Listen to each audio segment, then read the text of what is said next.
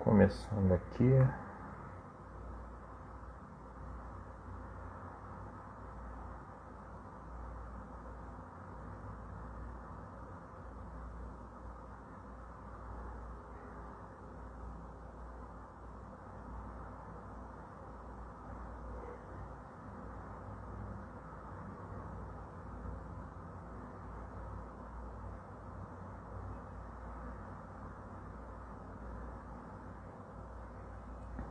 Começando aqui.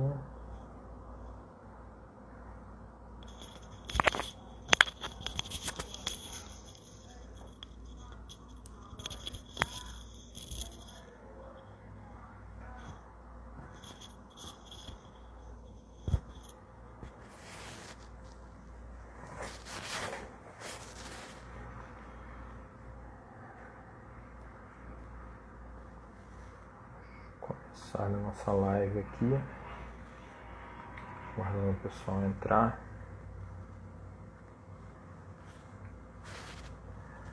Vamos ver aqui.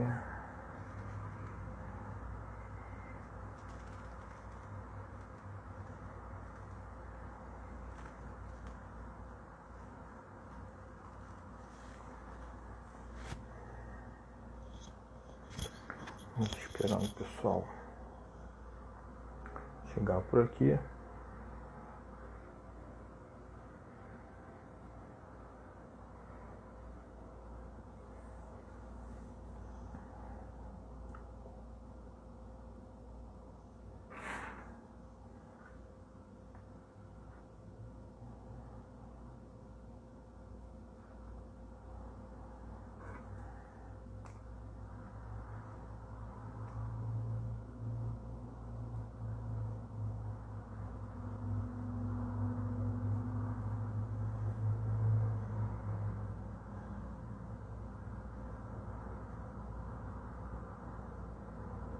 Ana Paula chegou.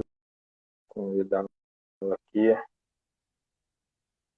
para iniciar nosso papo.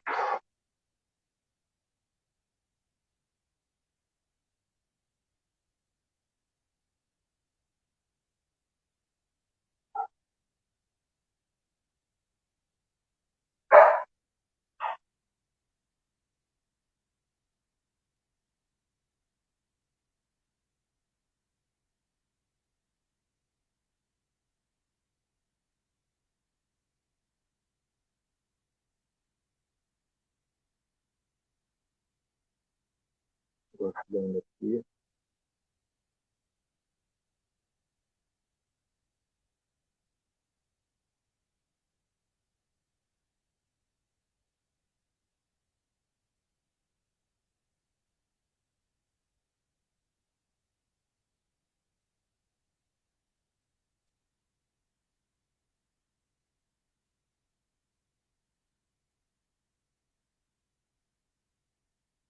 Boa. Diga, Ana Paula. Não conseguiu entrar? Esse áudio tá bom também?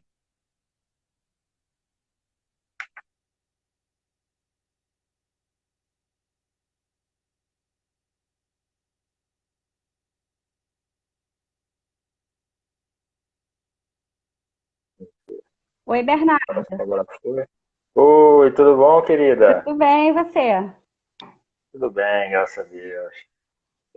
Não sei o que aconteceu aqui, que ele não estava aceitando, Mas foi. mas foi. Isso que importa. Tudo bem? Como é que você Bem, tá? tudo bem, e você? Tudo bem, graças a Tá Deus. aqui o celular aqui. Tranquilo. Você chegou recém-chegada da Espanha, né? É, cheguei domingo, dia Caramba. no olho do E furacão. aí?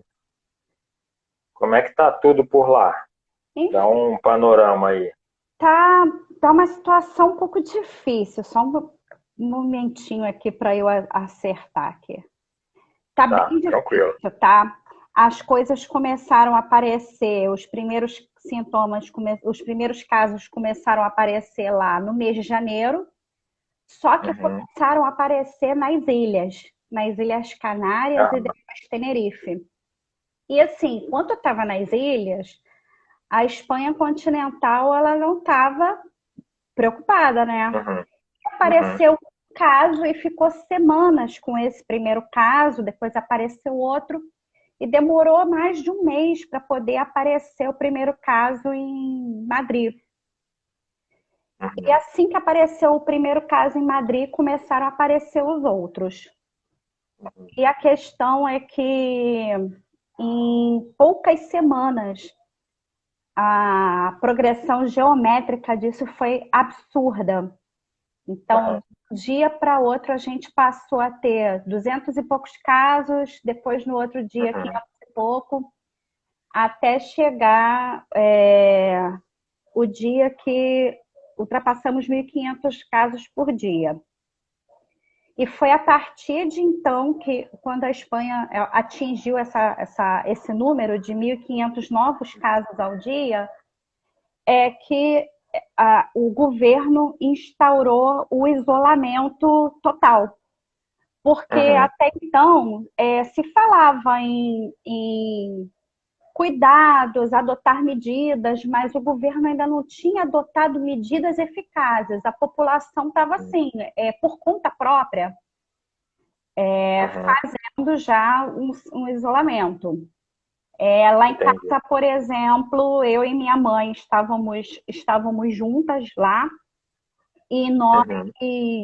e a gente começou a evitar sair. Mas não era uma coisa que era instituída pelo governo. Eles só falavam Uhum. para a gente tomar os É, cuidados.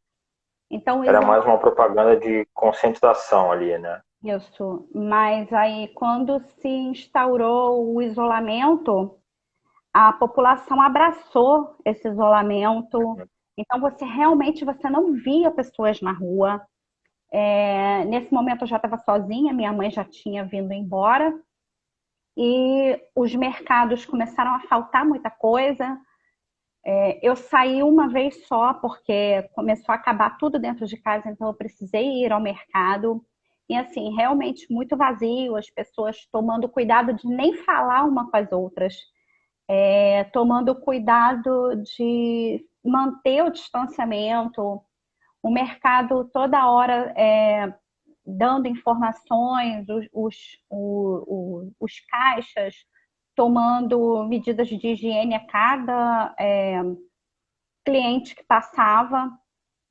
E a questão mais difícil é Uhum. que quando você começa a ver a televisão e você começa a ver o número de mortes e o número de contaminação diário, você já nem fala mais com o vizinho, porque o próprio fato de você estar ali do lado do vizinho é como se ele fosse um possível transmissor. E aí você tem pânico de elevador, você tem pânico de botar a mão no botão, você começa a ter pânico de tudo, né? Verdade.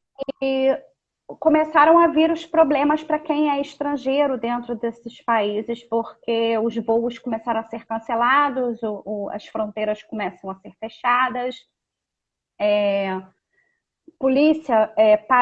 polícia bloqueando as cidades e bloqueando mesmo. Você tendo que Uhum. pegar autorização na polícia para você poder passar, para você poder justificar que você tem que passar. Então, assim, é um isolamento total. Total. Total. É, tenso, tenso. Vivemos momentos críticos, vivemos momentos difíceis, mas para alegrar um pouquinho o dia de todo mundo aqui, a gente vai falar de outros assuntos, a gente vai falar de outras coisas para focar em outras É, coisas. E eu tenho uma honra muito grande. Quando eu comecei a ter essas ideias de fazer essas lives aqui, eu não imaginava que, primeiro, que a galera ia gostar tanto e que o formato ia funcionar. E segundo, nossa, estou tendo uma honra aqui de ter a Ana Paula comigo, porque, primeiro, eu sou muito suspeito para falar, porque ela foi uma das mentoras minhas lá dentro do laboratório na escola de guerra naval. Academicamente é uma pessoa que dispensa apresentações, tem um currículo incrível, uma experiência de vida incrível, e ela vai compartilhar um pouquinho disso aqui com a gente.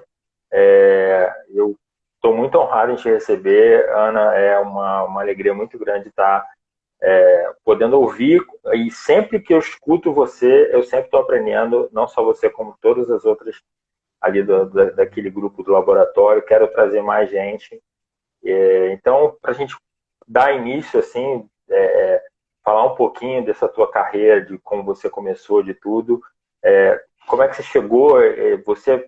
A sua formação original não é Relações Internacionais, ou é? Explica um pouquinho para a galera aí. Uhum. Bom, em primeiro lugar, eu queria agradecer você, Bernardo, queria te parabenizar.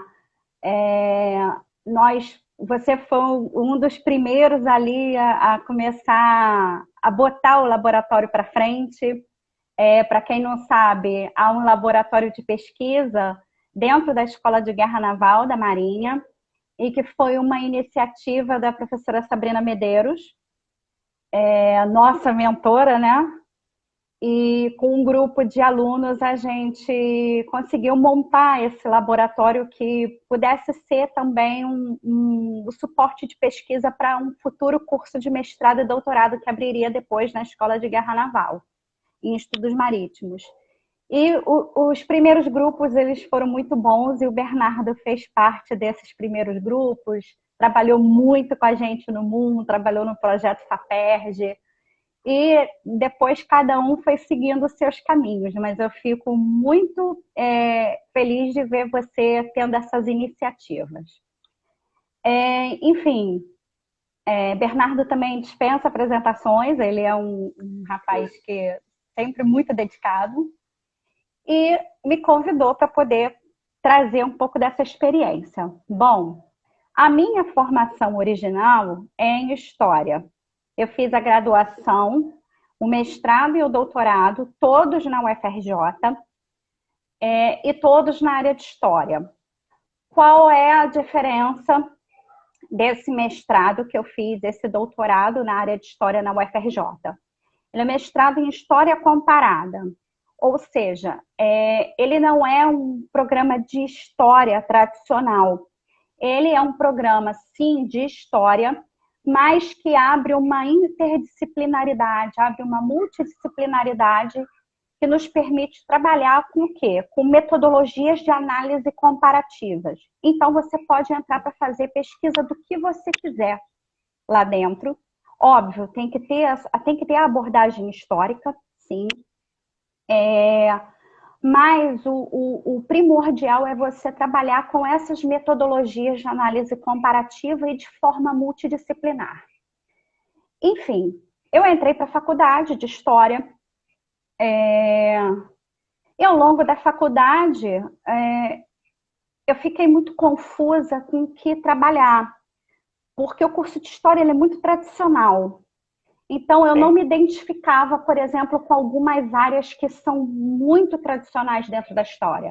Eu não me identificava com história antiga, eu não me identificava com história do Brasil, eu me identificava muito com medieval, com moderna, mas eu me identificava demais com a parte de história contemporânea. Sendo que na parte de história contemporânea, eu tinha ainda uma especificidade, porque eu não era voltada para estudar a Primeira, a Segunda Guerra, eu gostava da atualidade, aquilo que estava acontecendo no momento. E assim que eu pude, assim que eu tive uma folga maior dentro da faculdade, porque quando eu entrei na faculdade, meu filho mais velho era muito pequeno, e eu não tinha assim, muita disponibilidade para participar de grupos de pesquisa.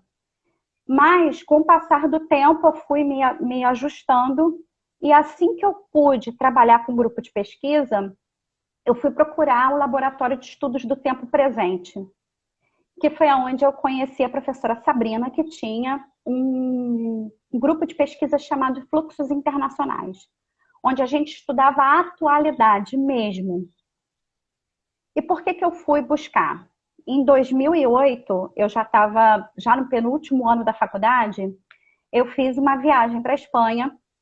E nessa viagem para a Espanha, eu conversava muito com meu pai, que é uma das grandes influências na minha vida, assim, de carreira, de visão de mundo, de tentar estar antenado com as coisas. Ele é minha grande influência nessa parte. E a gente assistindo o jornal juntos, na época, a gente começou a discutir sobre o processo migratório que estava acontecendo na Espanha, quando o Zapatero ele regularizou milhares de imigrantes para poder votar. E aí levantava uma questão de que ele levou as eleições por causa do voto dos imigrantes. E aí eu decidi trabalhar com migrações, até porque, sendo filha de imigrante e tal, teve um fator subjetivo muito forte nisso para mim. E quando eu decidi trabalhar migrações, eu procurei o Laboratório de Estudos do Tempo Presente, procurei a professora Sabrina Medeiros. Mas até então nem passava pela minha cabeça que eu sairia da área de história, sairia, entre aspas, da área de história e entraria nas teorias de relações internacionais. E eu trabalhando com migrações, eu acabei me envolvendo com as relações internacionais, com a ciência política, com antropologia, com várias áreas do conhecimento que o curso de Relações Internacionais ele traz para a gente. E eu fico pensando o seguinte, quando eu entrei na faculdade de História, não tinha muitas faculdades de Relações Internacionais no Rio de Janeiro. Tinha na PUC, que era particular, e a carreira de internacionalista, o curso de Relações Internacionais no Brasil, ele é muito novo. O primeiro curso surge em 74, lá na UNB. Então, quando eu entrei, eu não tinha essa dimensão. Mas, assim, eu não estou aqui querendo falar que a história não teve uma importância na minha vida. Óbvio, teve toda a importância na minha vida. Lógico. Mas, lidando com o processo de pesquisa, eu mobilizei muito mais as teorias e os conhecimentos que são mobilizados dentro das relações internacionais do que da história propriamente dita. A gente mobiliza, a gente tem a metodologia da história, principalmente da história comparada, mas o que eu mobilizo muito na minha carreira é a área de relações internacionais e de ciência política. E daí eu fui aprofundando. Eu comecei a trabalhar com migrações na Espanha. No mestrado eu ampliei, porque eu queria trabalhar a questão da integração de imigrantes em 2 comunidades autônomas espanholas. E para o doutorado eu tive que ampliar ainda mais. Então, dentro de um mesmo tema, eu consegui fazer um leque.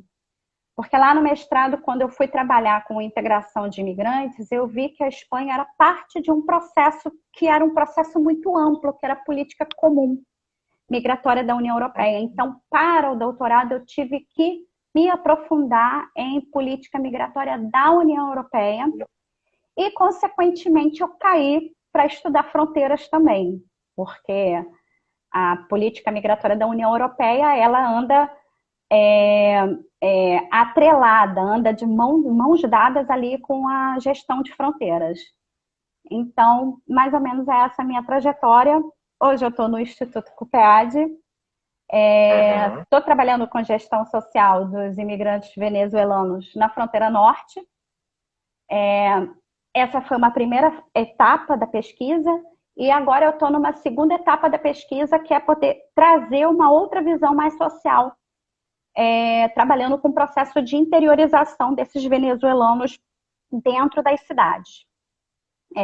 Esquecer um pouco a questão militar da fronteira e trazer mais para o lado da integração desses indivíduos. Muito maneiro, muito legal. E é muito legal porque é uma coisa que eu tenho falado aqui sempre, e que eu sempre falei de relações internacionais, justamente isso, é um curso muito novo, e é uma área que vai buscar a sua identidade nas raízes de outros conhecimentos. Então, ela vai na história, ela vai na geografia, ela vai na ciência política, nas ciências sociais. ela vai no direito. Então, RI ela é uma área que vai realmente beber nessas outras fontes, né? Aham. E história, obviamente, é uma das principais fontes para várias outras áreas e para relações internacionais também. E é legal ver uma pessoa que inicia a carreira em história, né, e faz mestrado, doutorado em história, trazendo esse contraponto, esse leque para relações internacionais, né? Isso que eu acho que é muito bacana da gente ouvir. Aham. O... Pedindo desculpa aqui, E porque eu óbvio tô que... tremendo a imagem, porque eu tô botando Não, carregador. tranquilo. É É. descontraído, não tem... Tá tudo de boa. O que eu acho que é... Uma coisa que eu acho que é muito bacana, que você comentou aí da história, né? É que em 2008, você comentou do caso do Zapateiro e da questão dos imigrantes votando.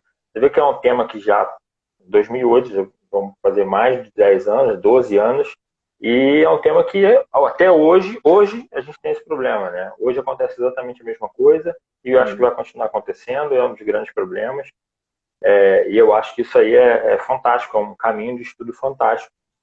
E aí você resolveu, então, ser acadêmica. Aí Sim. você decidiu que você ia realmente ser acadêmica e traçar isso para a tua vida, meter a cara e fazer. E o que eu acho muito bacana é que consegui terminar a graduação, fazer mestrado, doutorado e agora no pós-doutorado. O que a gente espera, assim, claro que mestrado muita gente conhece, entende como é que é, o doutorado algumas pessoas têm uma ideia, mas o pós-doc é uma coisa assim, né, que a gente imagina surreal. E que a gente tem uma pessoa que de repente está começando ou que já está no mestrado e imagina fazer um pós-doc. E você pode dizer para a gente o que é um pós-doc, qual é o foco, dar essa explicação. Então, o pós-doc, ele não é um título. O título, ele acaba no doutorado.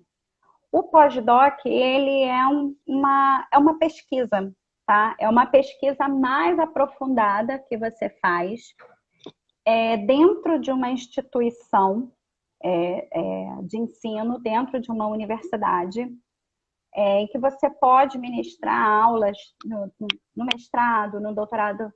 Você tem um processo de um supervisor por trás.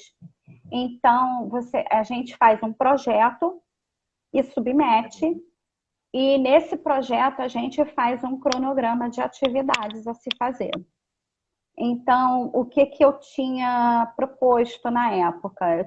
Na época que eu entrei no doutorado, no pós-doc, eu tinha a ideia de fazer um artigo, qualizar em coautoria com a minha supervisora, ministrar aulas na COPEAD e participar de eventos. Aconteceu isso? Aconteceu e muito mais. Que a gente vai se enfiando em muita coisa, né? Verdade. Eu já estou no segundo artigo, eu participei de um evento tal, Uhum. eu fiz uma pesquisa de campo em Mato Grosso do Sul, onde Uhum. eu fui analisar as questões crimes fronteiriços em duas áreas Uhum. de fronteira. A área de fronteira terrestre do Mato Grosso do Sul Uhum. com o Paraguai, Corumbá, Pedro Juan Caballero. Corumbá não, desculpa, Ponta Porã, Pedro Juan Caballero. Uhum. A fronteira fluvial, lá mais para cima, em Ladário, Corumbá, com a Bolívia. Então, e aí cada fronteira tem a sua especificidade, né? Uma fronteira terrestre, ela não é igual a uma fronteira fluvial Uhum. os problemas que existem não são os mesmos, nem a forma de lidar. Então, eu fui Uhum. fazer essa pesquisa de campo e agora também eu fui passar essa temporada também na Espanha. Mapeei algumas universidades, me atualizei sobre a questão fronteiriça e migratória e Uhum. comecei a me aventurar também sobre o uso da cibersegurança para a gestão de fronteiras. E mapeando, Nossa, aí tá inicial. Tô No legal. momento, eu estou só mapeando ainda os documentos, Aham, as iniciativas da União Europeia nesse sentido. Porque, na verdade, ela quer o quê? Ela quer uma autonomia em relação aos Estados Unidos, né? sim, sim. Enfim, então, eu estou fazendo muito mais além da proposta que eu fiz. Mas é importante entender que não é um título, tá? O Uhum, título ele para no doutorado. É um projeto, exato. é uma pesquisa acadêmica mais aprofundada. Uhum. Eu acabei dando, eu acabei E, voltando para o DG e dando aula de metodologia para quem tinha sido meu aluno lá em 2015, aham, 2016, quando eu fui professora substituta no DG. Voltei no aham. ano passado, auxiliei na disciplina de metodologia. Então, assim, é bem intenso, tá? O pós-doc. Agora tá mais tranquilo, mas o primeiro ano é Aham. mais intenso. É o mais intenso. É o mais E eu intenso. acho legal você falar isso, que desmistifica um pouco a impressão que as pessoas têm da área de humanas em geral, né, de ciências sociais aplicadas, de que é o pesquisador que fica dentro de uma sala cheia de livro e não vai para o campo. E só daí você já falou de 2 fronteiras no Brasil que você foi, e de você mapear coisas e fazer pesquisa de campo na Espanha.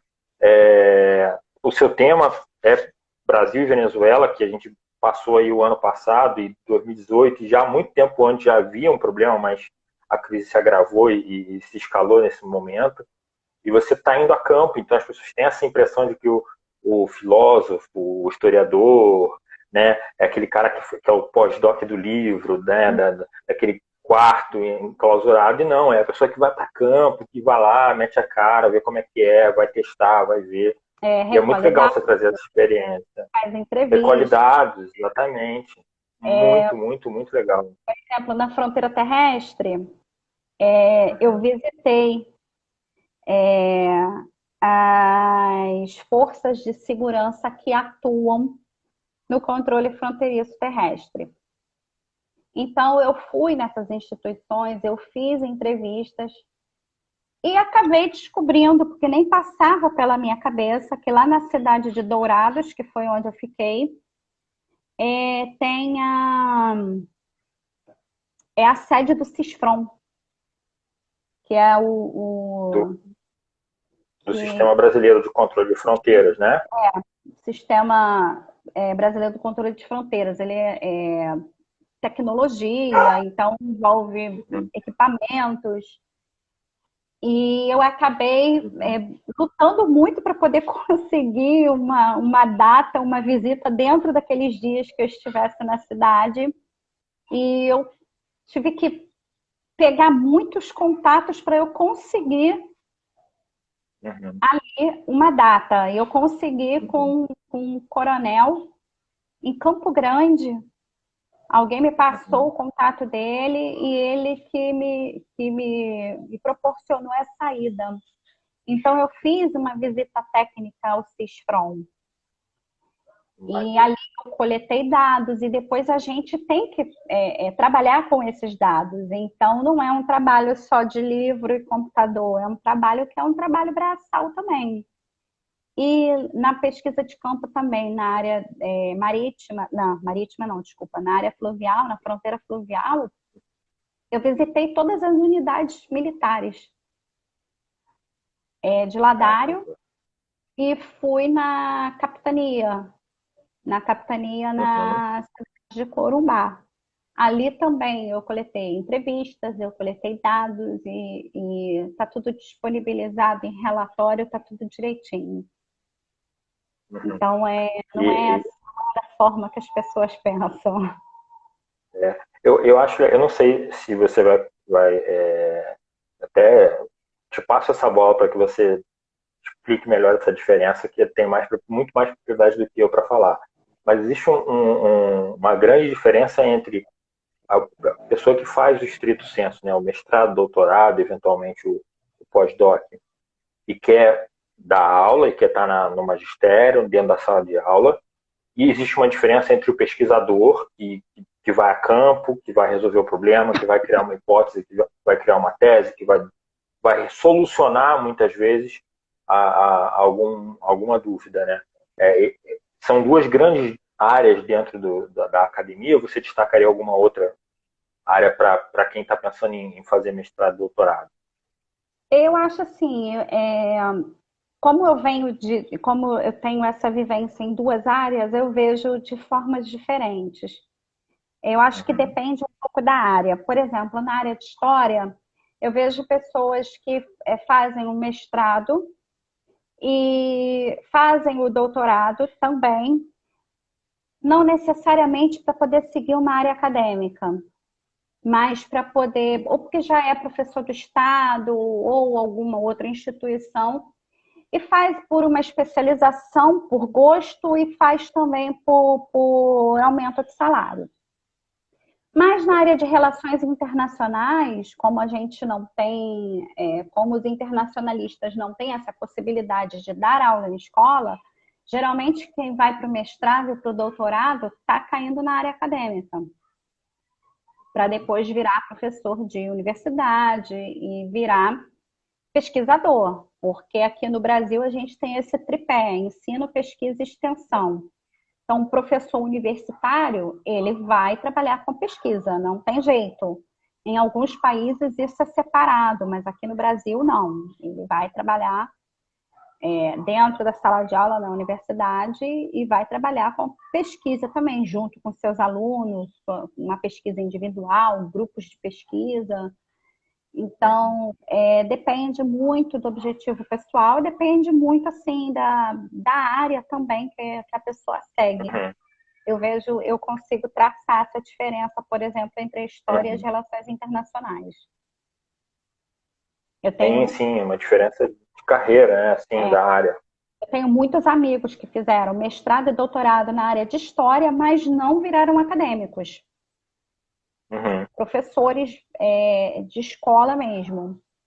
Uhum. Se mantiveram ali na licenciatura, né, que é Tiveram naquele uma período de... licenciatura. É. Entendi. E você, obviamente, já mencionou aqui, mas é, você já passou por várias salas de aula em diversas instituições e toda essa pesquisa, você tem um carinho maior, não um carinho maior que seria injusto, mas assim, o que te chama mais, o que te dá mais gosto de botar a mão na massa? Então, eu já trabalhei com ensino fundamental, já trabalhei com ensino médio. O ensino fundamental e o ensino médio, eu era professora de história, cheguei a dar aula de geografia também. É, se você não for dar aula de geografia, você também não vai dar aula de história, mais ou menos assim, Tem. Aham. início de carreira. E depois veio a experiência da sala de aula no nível superior, que é o que me encanta, né? É uma autonomia melhor, né? Uma maior autonomia. E são os temas que a gente está lidando com a pesquisa, o fluxo é mais fluido, os alunos trazem experiências diversas, o grupo é mais heterogêneo. E, enfim, como eles estão numa área de formação, é a área que eles se identificam, então o processo é mais dialógico, né, do Uhum. que na escola. São Menos coercitivo, né? Sim, sim, sim. Na escola, dependendo da série que você pega, às vezes você está só lá na frente, só falando, falando, falando. E é difícil, sabe? Para quem está Uhum. trabalhando com pesquisa. Eu, por exemplo, eu tenho a minha linguagem, ela é muito mais adaptada a adultos do que para Sim. adolescentes. Então, tudo isso envolve. Eu gosto de Uhum. tudo, eu faço tudo, mas a minha paixão mesmo é dar aula para o nível superior e trabalhar com a pesquisa. Essa é o que me move. Uhum. E se a gente falou aqui um pouco do laboratório, né? Você já tinha até explicado para o pessoal como é que é o laboratório, já tem 8 anos de existência, então, assim, é incrível ver o desenvolvimento e como tudo aconteceu. Você continua lá, continua colaborando com o pessoal lá, ou por conta de tempo ficou enrolado, ficou difícil, mas tem alguma coisa que você pode compartilhar também de como está lá, como é que funciona, para o pessoal saber?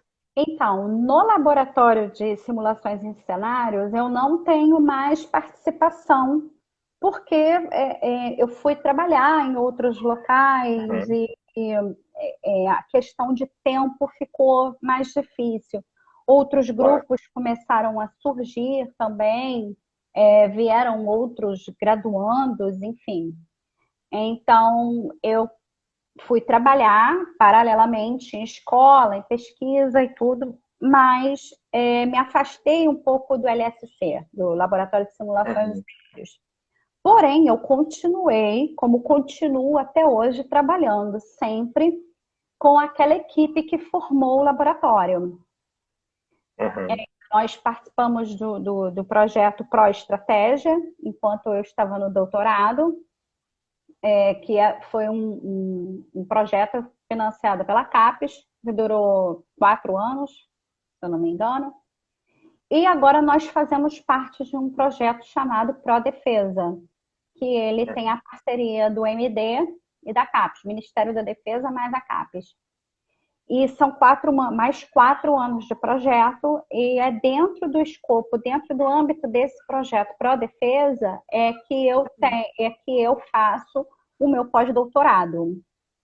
E a equipe, Sabrina, Daniele Uhum. Dionísio, Cintiene, Ana Luísa e tantos outros colaboradores que nós temos.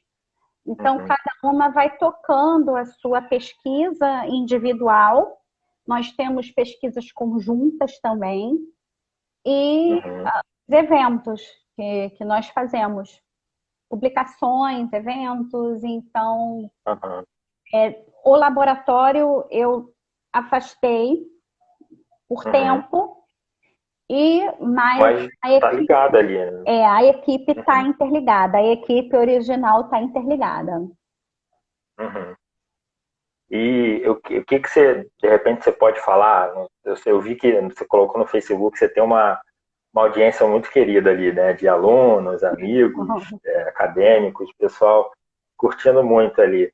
E de repente, alguém que esteja, ou que tenha sido seu aluno no curso de defesa, ou que você conheça que está começando, está pensando em fazer história, e que dica que você deixa aí para o pessoal? O que que você pode compartilhar aí com a gente sobre carreira, sobre história, de repente? Então, eu tenho um problema muito sério em desencorajar as pessoas. Eu vejo muita gente falando assim, olha, não faz área de humanas e tal. Eu tenho um problema muito grande com isso, porque eu, por exemplo, a minha primeira faculdade foi a faculdade veterinária. Eu não terminei, Olha, aí eu não sabia disso, essa eu não sabia, eu fiz até o 7º período de veterinária. não sabia. E aí eu engravidei do Guilherme, e Aham. eu não teria como participar das disciplinas que mexiam com substâncias voláteis. Eu já estava numa época que eu ia entrar em disciplinas mais práticas. Acabei trancando a faculdade e acabei, por N circunstâncias, não voltando. E eu sempre na minha vida falava, não, eu vou fazer veterinária, mas um dia, quando eu estiver aposentada, quando eu estiver velha, sei lá, eu vou fazer história. Sempre falava Olha. isso, a vida toda. E aí, quando eu decidi voltar para a faculdade, eu decidi fazer história. Porque aí eu tive uma questão assim pessoal de voltar para o pré-vestibular, para poder fazer a faculdade e pegar um professor de história assim que mudou a minha vida completamente. Tipo, se eu amava a história, eu passei a amar quilo ao quadrado. Então, fui fazer história. O que eu digo hoje é muito legal. É um curso que é muito completo, te dá uma visão muito ampla das coisas, porque você mexe com tantas áreas, tanto história quanto RI. O que eu digo hoje, tá? É que nós vivemos uma conjuntura que é muito ruim politicamente para a área de humanas. Então, assim, quer fazer? Faça, mas tenha o seu plano B. É isso esse é o meu Uhum. conselho hoje. Tenha o seu plano Uhum. B. Uhum. coisa mais palpável, numa coisa mais técnica, um conhecimento mais Uhum, técnico. Tenha o seu plano B, uhum, porque a gente dorme com uma notícia e amanhece com a outra. Agora a gente tem uma uhum, portaria aí para sair, que é a portaria 34, tá? Que está cortando uhum. todas as bolsas na área de humanas. Todas. Com o ministro da Educação dizendo que humanas não é uma área de conhecimento, que ele não vai dar bolsa para essa gente estudar, essa gente, assim, bem É, pejorativo, sabe? Então, assim, a área de humanas que viveu um certo apogeu há uns anos atrás, ela agora tá muito sucateada. Então, assim, verdade. faça se você ama, porque é muito bom você fazer algo que você ama, algo que te cativa, algo que te mobiliza, você sentar e você ter prazer de você discutir isso, de você mexer Uhum, com isso, porque deve ser muito ruim você estudar uma coisa que você não gosta. sem dúvida. Mas procura um plano B. Uhum, Pela conjuntura que nós estamos vivendo hoje. Então, uhum, a gente está, a área de humanas está sempre se vulnerabilizando, está sempre vulnerabilizada. Então, esse é o sem único dúvida. conselho que eu dou. Uhum. E aí vou aproveitar um pouquinho da tua experiência de vivência na Europa, principalmente na Espanha. Né? Você falou dos centros universitários, dos centros acadêmicos que você visitou. Essa comparação você consegue ver lá também? Há uma, uma espécie de preconceito ou uma espécie de rechaçar essa área de humanas lá? Ou como é que você pode dizer para a gente como é que funciona lá?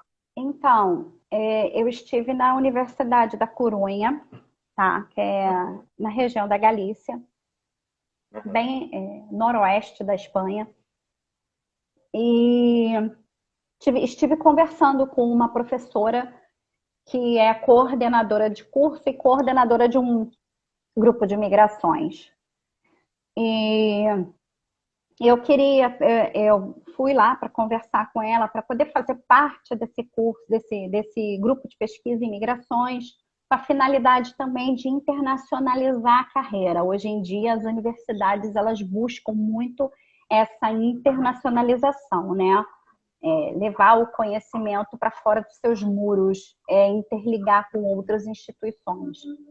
E eu estava conversando com ela sobre essas questões de políticas, essas questões de mercado de trabalho, de oportunidades.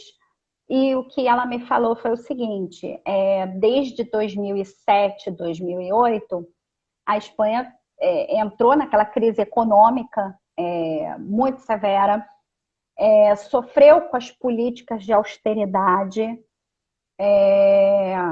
e aí vários movimentos sociais surgem, outros partidos surgem para quebrar essa polarização e tal.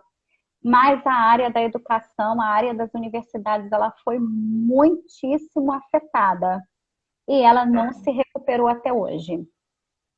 E a área de humanas é a área que sofre mais cortes, porque se você tem um curso de medicina e um curso de relações internacionais, é óbvio, por razões óbvias, que um curso de medicina ele demanda de maior verba,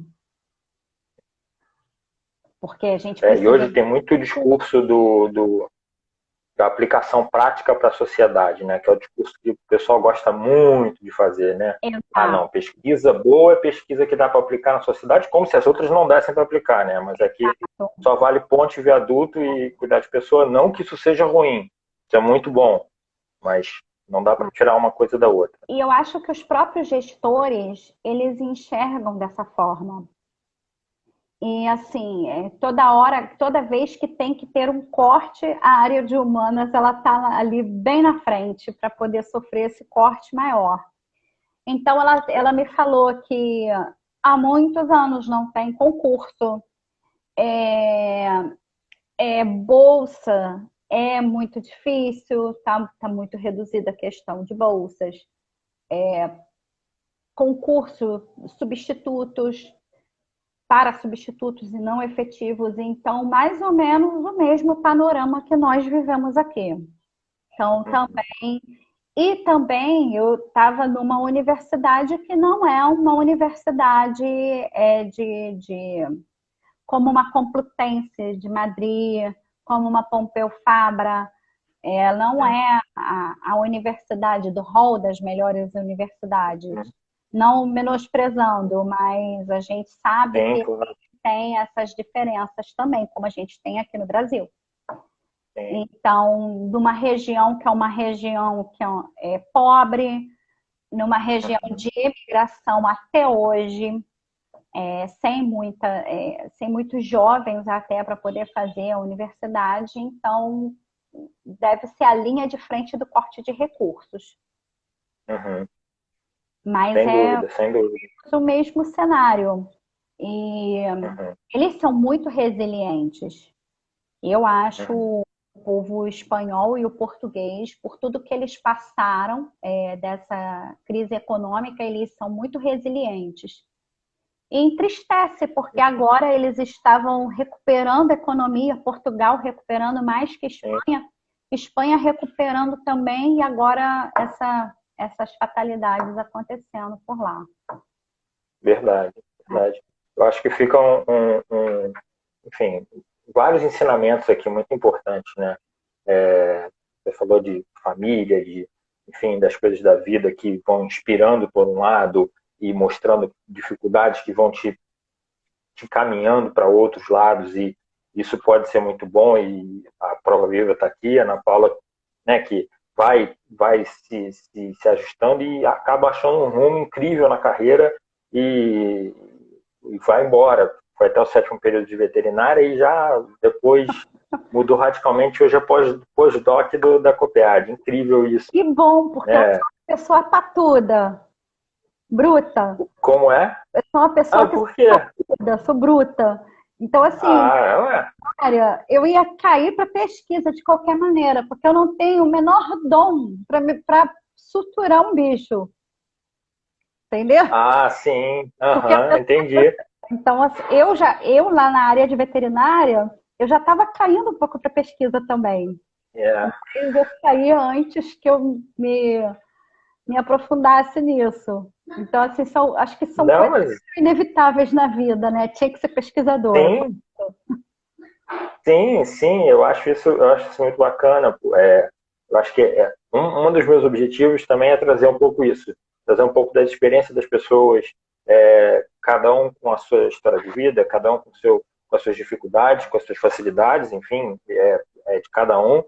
E a gente poder trocar e crescer junto e, enfim, ter muita informação. É legal porque você compartilhou aqui um monte de coisas que eu tenho certeza que muita gente tem esse pensamento de que o pesquisador é o que fica dentro da salinha e não vai para campo, que o pesquisador não faz contato com outros pesquisadores fora do seu estado, do seu país, da sua cidade. Então, isso tudo traz para a gente. Trouxe aqui uma realidade do laboratório, né? Que, enfim, por mais que você saia, você está coligado, você está ligado, você tem equipe, gente trabalhando em conjunto, o que é muito positivo, que é muito bom. E da carreira de história, a gente vê a dificuldade que é a área de humanas, e que não é só no Brasil, muita gente gosta muito de falar que vai sair do Brasil, que o Brasil é muito ruim, e vai para a Espanha, vai para Portugal. E às vezes as pessoas têm que entender que tem realidades que a gente escuta que é maravilhoso do outro lado e a gente não vai lá ver, né? Então é legal também ouvir um pouco dessa realidade e trazer um pouco dessa realidade. Eu tenho uma frase que eu falo a alguns amigos meus aqui mais próximos, minha mãe então já cansou de ouvir, minha família já cansou de ouvir, que eu acho que sempre que eu entro em alguma discussão dessa de muito polarizada, né? Ou de alguma teoria da conspiração, alguma coisa assim, eu sempre falo que falta para as pessoas estudarem história.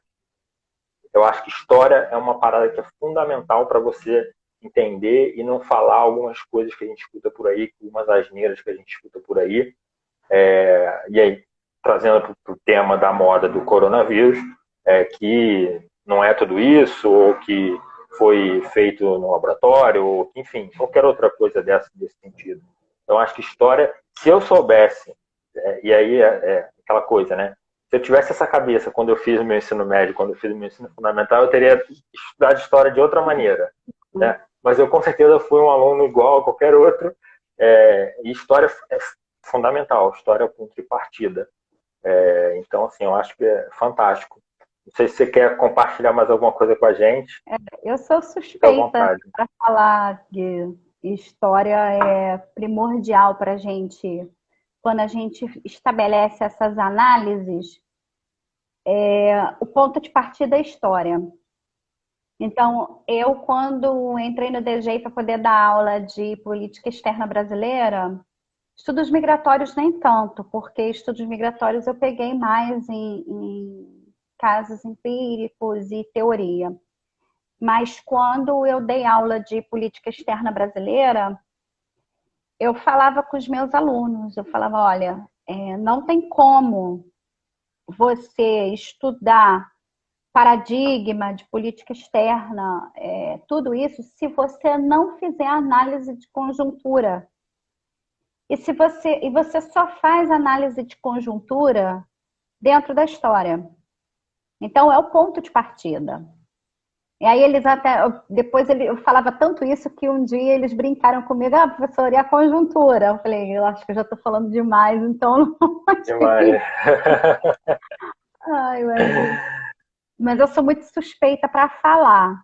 E a gente acaba estabelecendo assim várias comparações, né? Eu estava essa semana eu me peguei pensando na questão da peste negra. O que a gente estuda na história? Que a peste negra ela matou 1/3 da população europeia. Sim, tudo bem. Ela matou 1/3 da população europeia, mas e aí? A população europeia era a única população do mundo? A gente tem um gap tão grande nisso daí, porque a gente não avalia a África e a Ásia nesse processo. Então, o papel do historiador é ele vir e preencher essas lacunas, cada vez mais surgirem outras pesquisas para poder preencher essas lacunas. E eu estou traçando esse paralelo com essa epidemia que a gente está vivendo agora, que a gente não ouve falar sequer da África e da Ásia. A gente ouviu falar de China, que foi o primeiro epicentro. Mas a gente não ouve falar. A gente não ouve falar de América Central, a gente não ouve falar. Então, assim, são gaps muito grandes que induzem a nossa análise ao erro e que vai estudar isso daí futuramente, quem vai buscar preencher esses gaps são os historiadores, os internacionalistas também,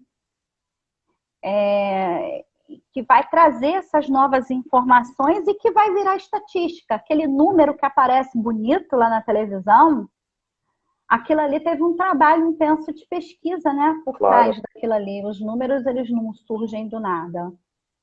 Então, eu estava fazendo essa comparação, o quanto a gente é induzido ao erro quando a gente não tem todas as informações disponíveis.